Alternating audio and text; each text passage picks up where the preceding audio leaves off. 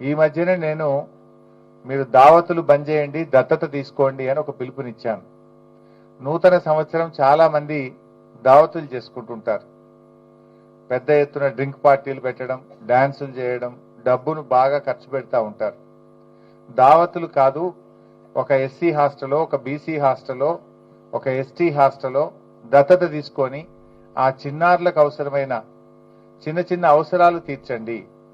Like ఇవాళ నా పిలుపును అందుకొని సాయి ఇంటిగ్రేటెడ్ హాస్టల్లో వాటర్ ప్లాంట్ పెట్టించాడు. అదేవిధంగా ఇంకొక తమ్ముడు బ్లాంకెట్లు పంచాడు.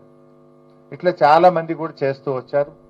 ఇంకా కూడా అంతటా కూడా రాష్ట్ర వ్యాప్తంగా యువత కానీ, ఎన్జిఓలు కానీ, వ్యాపారవేత్తలు కానీ, మరి రాజకీయ నాయకులు కానీ హాస్టళ్లు దత్తత తీసుకొని ఆ పిల్లలకు అండగా నిలవండి, భావి భారత పౌరులను తయారు చేయాలని చెప్పి పిలుపునిస్తా ఉన్నా.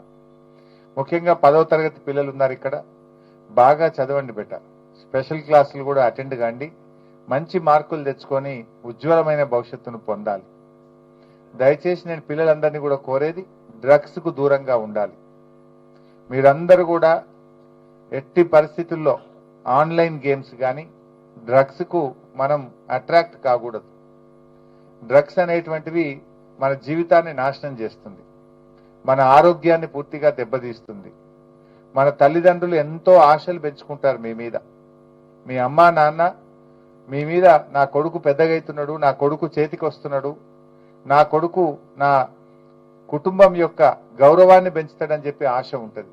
మీరు బాగా చదువుకొని ఉద్యోగం తెచ్చుకున్నారనుకో, మీ అమ్మా నాన్న ఎంత గర్వపడతారు, మీ ఊర్లో మీ అమ్మా నాన్నకి ఎంత విలువ పెరుగుతుంది.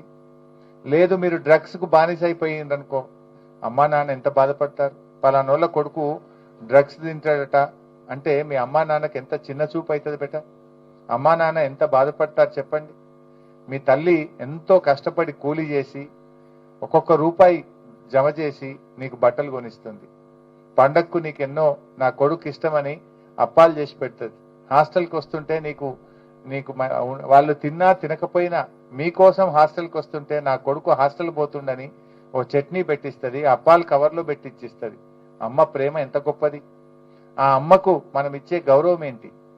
అమ్మ నీకోసం 9 మాసాలు మోసి మిమ్మల్ని కని నిన్ను పెంచి పెద్ద చేసి తాను కష్టపడి తన చెమట చుక్కల్లో నుంచి మిమ్మల్ని తల్లి చదివిస్తే ఆ తల్లికి మనం ఇచ్చే గౌరవం ఏంది? మీరు ఇవ్వాల్సిందల్లా మంచి చదువు చదువుకొని ఒక మంచి పౌరుడిగా మీరు ఉన్నతమైన జీవితాన్ని పొందడమే మీ తల్లి రుణం మీరు తీర్చుకోవడం. అట్లా దయచేసి ఎక్కడ కూడా టెంప్టేషన్స్ ఉంటాయి. ఎవడో ఒక్కసారి తీసుకో ఏం కాదు, ఒక్కసారి తీసుకొని సిగరెట్లలో డ్రగ్స్ పెడుతుంటారు, ఇంజెక్షన్ రూపంలో డ్రగ్స్ ఇస్తుంటారు, టాబ్లెట్స్ రూపంలో డ్రగ్స్ ఇస్తుంటారు, రకరకాలుగా ఉంటాయి. నాకు ఎక్కువ తెలియదు కానీ అది ఎక్కడో కొంతమంది ఫ్రెండ్స్ టెంప్ట్ చేస్తే తప్పిపోయి ఒక్కసారే కదా ఏం కాదు అని తీసుకుంటే ఆ ఒక్కసారే నీ చేతులు ఉంటుంది. తర్వాత నువ్వు దానికి బానిస అయిపోతావు. తర్వాత నీకు తెలియకుండానే నువ్వు దానికి బానిస అయిపోయి మత్తులో విచక్షణ కోల్పోతావు. మత్తులో నువ్వేం చేస్తున్నావో తెలియదు. నీ ఆరోగ్యం దెబ్బతింటది, నీ భవిష్యత్తు సర్వనాశనం అయిపోతుంది. మీలాంటి యువకులు దయచేసి ఎట్టి పరిస్థితుల్లో కూడా డ్రగ్స్ కు దూరంగా ఉండండి. దరిదాపుల్లో కూడా రానివ్వద్దు. ఎవరన్నా తీసుకుంటే కూడా మీ టీచర్లకు చెప్పండి, పోలీసుకు చెప్పండి, అమ్మా నాన్నకు చెప్పండి. వీళ్ళు ఇట్లా చేస్తున్నారు అని చెప్పి వాళ్ళ తల్లిదండ్రులకు చెప్పాలి, పోలీసుకి చెప్పాలి, మీ టీచర్లకు చెప్పాలి, మీ వార్డెన్కి చెప్పాలి. కానీ డ్రగ్స్ అనేటువంటివి మన దరిదాపుల్లో రాకుండా చూసుకోవాల్సిన బాధ్యత ఉంది. అట్లే ఆన్లైన్ గేమ్స్ అంతా టెలిఫోన్. ఇందాక సినిమా చూశారంటే పుష్ప చూసినామన్నారు, ఎండ్ల చూసినారు అంటే ఫోన్లో చూసినామంటున్నారు. అంటే ఒకప్పుడు టీవీ చూసేవాళ్ళు, టీవీ నుంచి కంప్యూటర్ వచ్చింది.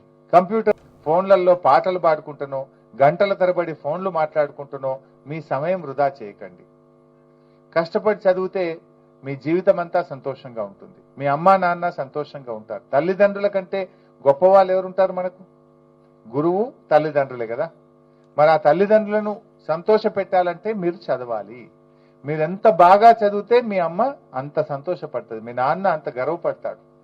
మీరందరూ కూడా సమయం వృధా చేయకుండా బాగా కష్టపడి చదవండి, బాగా పైకి రావాలని చెప్పి నేను మనస్ఫూర్తిగా మీ అందరినీ కోరుకుంటూ, మీకుండే సమస్యలు తప్పకుండా తీర్చడానికి నేను కృషి చేస్తూనే ఉంటాం. మీ సమస్యలు కూడా నా దృష్టికి వచ్చినాయి, వాటిని పరిష్కరిస్తా. ఈ రోజు నా సొంత డబ్బులతోని మీ అందరికీ టీ షర్ట్లు కొనుక్కొచ్చాను, మీ అందరికీ బ్లాంకెట్స్ కూడా కొనుక్కొచ్చాను. సో ఈ టీ షర్ట్స్ బ్లాంకెట్స్ మీరు అందుకోండి.